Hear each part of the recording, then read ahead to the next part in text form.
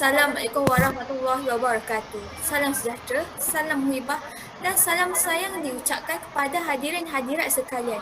Saya Nurul Ashikin sebagai moderator forum anda pada hari ini. Sidang hadirin yang dihormati, mencari timbul si anak dara di bawah sarang burung tempur. Salam sembah pembuka bicara, selamat datang untuk semua. Tajuk forum kita pada hari ini ialah realiti bahasa Melayu hari ini. Yang dihormati barisan ahli panel yang pastinya akan sentiasa melontarkan idea.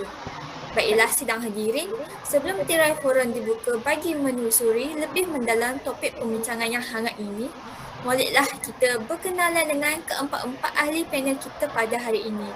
Baiklah, yang cantik dan anggun bertudung krim adalah Puan Zahira sebagai panel pertama kita. Puan Zahira merupakan pegawai perancang bahasa dari Dewan Bahasa dan Pustaka atau singkatannya DBP. Seterusnya, ahli panel kedua, individu yang lama dalam bidang pendidikan. Guru veteran yang telah berkhidmat selama 15 tahun di dalam bidang pendidikan. Selamat datang saya ucapkan kepada Cikgu Syakira. Berikutnya adalah personaliti televisyen yang kita dapat lihat menerusi program mingguan iaitu Saudari Nisha sebagai panel ketiga kita. Saudari Nisha merupakan pengacara nona berbahasa India yang pertama. Panel keempat yang juga yang panel terakhir adalah Saudari Izzati. Beliau adalah Ketua Pegawai Eksekutif Perbadanan Kemajuan Filem Nasional Malaysia iaitu FINAS. Baiklah, sebelum kita pergi dengan lebih jauh, izinkan saya menerangkan terlebih dahulu berkaitan tajuk forum kita pada hari ini. Untuk forum kita berkisarkan tema bahasa dan sastra iaitu realiti sebenar bahasa Melayu pada hari ini. Pada hari ini, penggunaan bahasa Melayu dalam masyarakat khususnya menimbulkan pelbagai situasi yang membimbangkan setiap hari. Kemerosotan penggunaan bahasa Melayu dalam masyarakat menyebabkan bahasa kebangsaan ini sebagai identiti negara semakin dilupakan. Kita mulakan dengan panel pertama kita iaitu wakil dari DBP iaitu Puan Zahira yang kini sedang sibuk mempromosikan program di bawah DBP. Baiklah Puan, berdasarkan tajuk forum kita pada hari ini, bolehkah Puan lontarkan buah fikiran Puan mengenai faktor mengapa bahasa Melayu pada hari ini seperti kurang serunya? Dipersilakan. Terima kasih Puan Ashikin sebagai moderator forum realiti bahasa Melayu hari ini. Dunia marcapada menyaksikan kesan globalisasi di seluruh dunia mewujud fenomena bahasa Inggeris dimartabatkan sebagai bahasa antarabangsa kerana luasnya penggunaan bahasa tersebut di peringkat global. Walhal bahasa Melayu juga mempunyai kekuatan untuk menjadi bahasa antarabangsa. Antara faktor bahasa Melayu semakin terpinggir adalah disebabkan oleh penggunaan bahasa asing yang berleluasa dan perkara ini dapat dilihat apabila dominasi penggunaan bahasa Inggeris semakin meningkat pada era ini terutamanya dalam kalangan remaja. Perspektif masyarakat Malaysia pada hari ini beranggapan bahawa bahasa Melayu merupakan perkara yang terlalu remeh untuk dipelajari.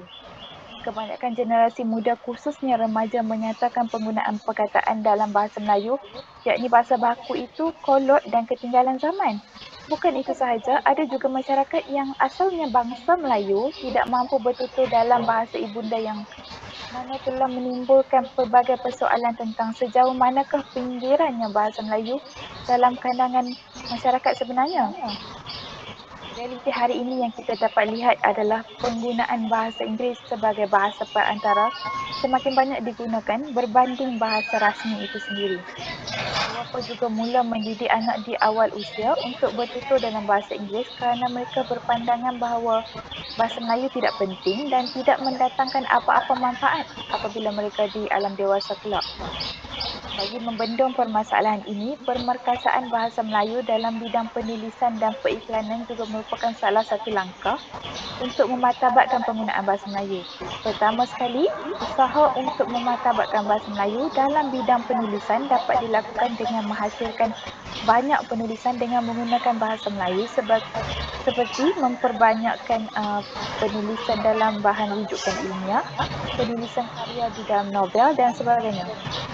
Samping itu, bidang periklanan juga memainkan peranan penting untuk memperkasakan penggunaan bahasa Melayu. Pihak-pihak yang terlibat dalam bidang periklanan haruslah sentiasa mengutamakan penggunaan bahasa Melayu di dalam iklan. Contohnya, penggunaan bahasa Melayu Dari segi kedudukan, saiz huruf dan warna haruslah lebih tercerlah berbanding bahasa lain di dalam periklanan seperti di perbaikan. Secara tidak langsung, bahasa Melayu akan dihargai oleh semua pihak dan bahasa Melayu akan sentiasa digunakan secara meluas di dalam pelbagai bidang. Setakat ini saja sidang hadirin, saya serahkan kembali kepada saudari moderator. Baiklah Puan Zahira, begitu panjang lebar sekali penjelasan yang telah diberikan. Hadirin sekalian, kita teruskan forum ini dengan panel kedua kita iaitu Cikgu Syatira. Jadi bagaimana pula dengan pendapat Cikgu Syatira? Adakah Cikgu bersetuju atau mempunyai pendapat yang lain? Terima kasih Puan Ashikin. Sejujurnya saya bersependapat dengan panel pertama sebentar tadi. Bahasa Inggeris sememangnya mempunyai pengaruh yang besar terhadap kemerosotan bahasa Melayu. Jadi pada saya pula, sifat kurang menyanjungi nilai bahasa Melayu dalam kalangan generasi muda juga mempengaruhi kemerosotan bahasa Melayu. Mereka ni, golongan muda ni berpendapat bahawa bahasa Melayu ni adalah kolot. Mereka rasa mereka tak dapat bertutur dengan betul sebab kurangnya pendedahan untuk mempraktikkan bahasa Melayu. Jadi bahasa Melayu ni semakin merosot dalam kalangan generasi muda.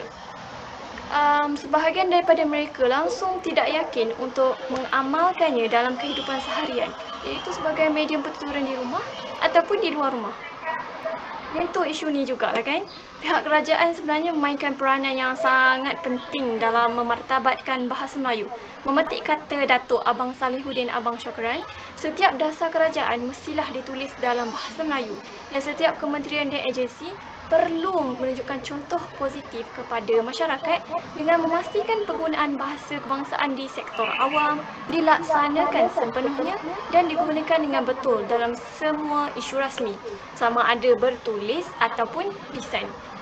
Sejujurnya saya sebagai guru merasakan sistem pendidikan pelbagai aliran yang membenarkan pengasingan etnik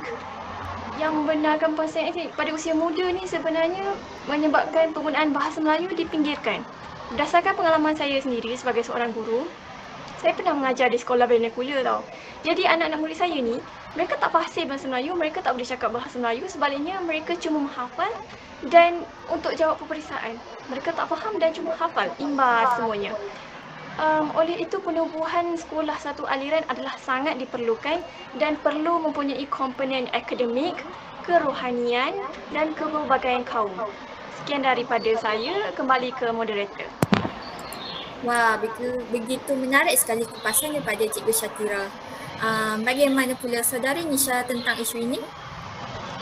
Terima kasih kerana memberikan peluang ini kepada saya Puan Ashikin. Saya juga bersepakat dengan pandangan panel pertama dan kedua tadi. Saya sendiri juga merasakan generasi muda zaman sekarang kurang menghargai nilai bahasa Melayu. Faktor ketiga yang menyebabkan kemerosotan bahasa Melayu adalah sikap masyarakat negara itu sendiri. Segelintir masyarakat Malaysia beranggapan bahawa bahasa Melayu merupakan salah satu bahasa yang agak remeh untuk dipelajari. Hal ini kerana mereka beranggapan diri mereka akan menjadi cukup hebat jika mereka menggunakan bahasa Inggeris dan mempunyai tangkapan bahawa bahasa Melayu tidak mempunyai kepentingan terhadap diri mereka. Bukan itu sahaja, bahasa Melayu juga dilihat seolah-olah bahasa yang hanya perlu dipelajari di sekolah tetapi bukan untuk dikuasai sepenuhnya oleh masyarakat negara ini. Oleh itu, secara tidak langsung, sikap segelintir masyarakat sebegini akan menyebabkan bahasa Melayu semakin dipinggirkan. Dalam hal ini, pengaruh media sosial memainkan peranan yang agak penting dalam usaha memakmurkan semula penggunaan bahasa Melayu yang betul dalam kalangan masyarakat. Hal ini kerana pempengaruh berupaya menggunakan kuasa tular untuk menjadi trend ikutan para pengikut di laman media sosial mereka. Seterusnya, dapat membuka mata masyarakat akan tingginya nilai bahasa Melayu itu sendiri dan penggunaan tata bahasa yang tepat. Sebagai contoh, saya sendiri telah memulakan cabaran bersolek dengan berbicara dalam bahasa Melayu dan memuat naik dalam media sosial. Justru itu, semua pihak haruslah berganding bahu dalam usaha untuk memartabatkan semula penggunaan bahasa Melayu yang betul demi kebaikan generasi pada masa akan datang. Bahasa Melayu adalah bahasa kebangsaan. Usah dibiar hilang pupus dek kerana mengejar kemajuan zaman sehingga akhirnya jati diri bangsa dikorbankan. Itu sahaja daripada saya. Saya kembalikan forum ini kepada moderator. Begitu jelas sekali penjelasan Saudari Nisha. Mungkin panel keempat kita iaitu Saudari Izzati ingin membuat sebarang penambahan dalam isu ini. Terima kasih Puan Ashikin. Saya merasakan penjelasan panel 3 sebentar tadi sangat bertepatan dengan isu ini. Menerusi perspektif saya pula, media massa juga antara faktor bahasa Melayu terpinggir. Media massa boleh diibaratkan sebagai guru kepada masyarakat. Pengurusi Lembaga Penapisan Filem pada tahun 2017 iaitu Dato' Abdul Halim Abdul Hamid menasihati penerbit dan stesen televisyen yang membenarkan penggunaan bahasa rojak dalam tajuk cerita. Stesen televisyen dan penerbitan mungkin memilih bahasa rojak ini kerana merupakan salah satu cara untuk menarik minat orang ramai untuk menonton drama atau filem yang sedang disiarkan. Malah pada tahun 2022 juga pihak penyiaran masih menggunakan bahasa rojak sebagai tajuk drama mereka. Sebagai contoh, drama I Promise Janji Anaki yang ditayangkan di stesen televisyen swasta. Drama tersebut boleh ditonton oleh segenap masyarakat. Maka tidak mustahil anak-anak yang masih kecil menganggap penggunaan bahasa rojak tidak salah kerana mereka menjumpai bahasa rojak di semua media massa.